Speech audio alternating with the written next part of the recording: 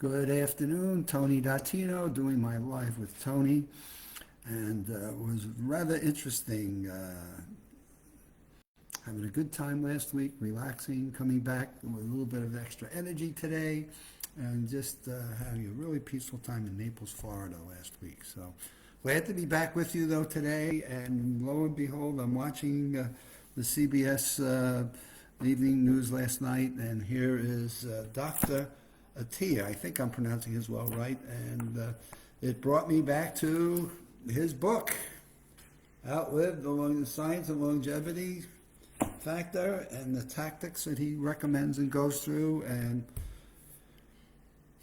the 6 key factors of long-term mental health. And I'm like, whoa, okay, as he is on the 60 Minutes show last evening and going through his regimentation, it was interesting that he's charging he's charging 6-figure fees for 75 people. That is all he can accommodate at a given point in time. And talking about the things that we've discussed over and over again on what's good for long-term mental health.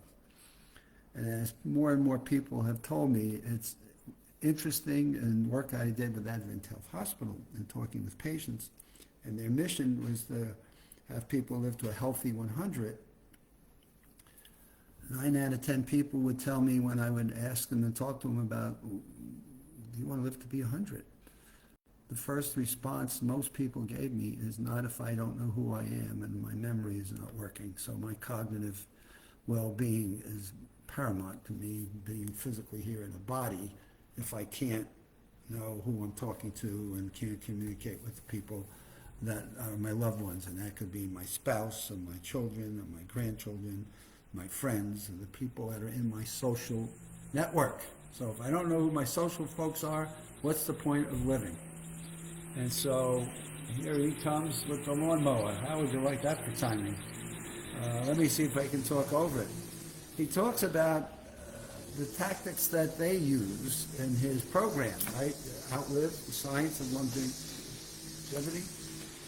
We got exercise. We talk about that over and over again. How many Facebooks have I done on exercise?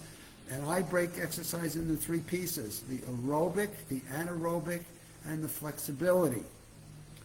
How about your nutrition? So number 2 tactic he has in terms of his medicine is nutrition. And it's interesting, he talks about it in his overall program as the importance of your nutritional habits and what are you doing in terms of nutrition. And this one drives me crazy because I keep seeing changes in nutrition, from how much protein you should have to how much fats you should have, what kinds of fats you should have, what kinds of fats you should not have, and this whole issue between protein and fats and carbs goes like a roller coaster. And the problem I have that people share with me is we don't know what to believe and when to believe it, because it's constantly changing. And so he talks about the second thing being nutrition. So we talk about exercise and those elements that I shared.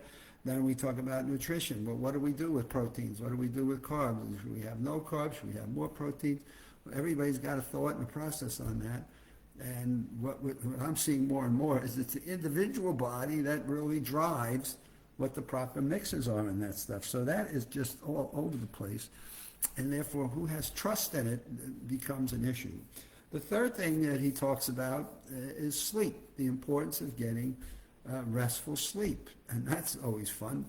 You know, you got bills to pay, a job to worry about, things going on in the world, relatives that are somewhere that you worry and concern about. And now you want to get a good night's restful sleep. And so the world gets complicated, right? And there are certain things that bother us. And it tied also, it was interesting to tie it into a segment on CBS last night on fears and phobias. And so a psychology doctor on it was talking about my phobia of cockroaches and the fear of heights and flying. And so you get an emotional charge, an emotional anxiety or an attack or a phobia that sends your blood, somebody going to the dentist that was there last night. And so how do we get a good night's rest and maintain, next number 4, emotional health? How do we get the right emotional health, our stress levels, our phobias, our anxiety levels? And so in his book, he talks about, and then the segment last night was kind of like interesting. I wondered if 60 Minutes understood that they were linking the phobias to his work, to the closing on mentalism. If CBS really had any coordination of what they were doing, from my perspective, and how to pull the pieces together that are important to our long-term mental health. And so I pull out the book, which I've read, and I've got my notes and underlinings and things in Dr. Attia's book. That comes right back to what we've put into the 6 key factors of long-term cognitive fitness. And we add to that, the doc here has got his exercise, nutrition, sleep, and emotional health. And we certainly add the mental challenges to that, which is what the memory training and the memory techniques and skills are all about. God, if you think of mental health, most people, when I say, okay, what do you think of as cognitive fitness? The first thing people say to me is my memory. I want to remember people's names. I want to remember important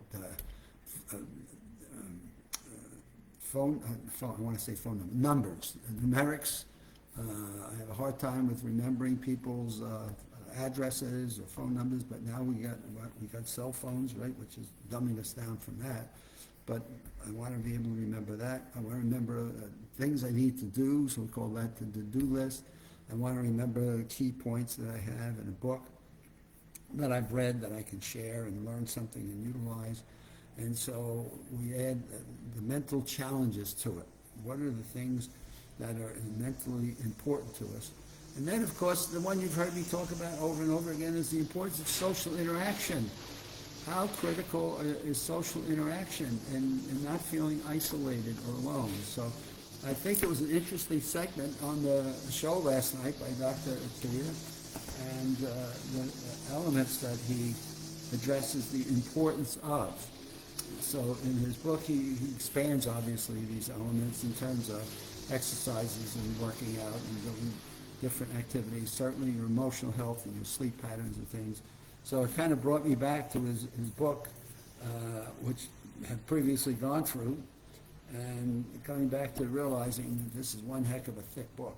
I mean, you need to spend a little bit of time to wanting to sit down and read through his book. But here it was on the bookshelf, and he says, yeah, we have that book, we've read it. And so out I went, and I'm saying, and this is the gentleman that wrote it. I'm watching him on television in 60 Minutes, and I'm seeing the segments from the phobias, which is the stresses, the anxieties, the fears, the things that freeze us up, and how do we maintain our emotional well-being and health, to what he was sharing about his diagnoses with people and how to extend their life expectancy, which then brought me back to the 6 key factors of cognitive fitness. So it was an interesting program in watching, which comes after the afternoon football games. And so Sundays is football at this time of the year, and then we're going to be getting into basketball, and then here comes CBS Sunday night, which I thought their show last night was absolutely excellent.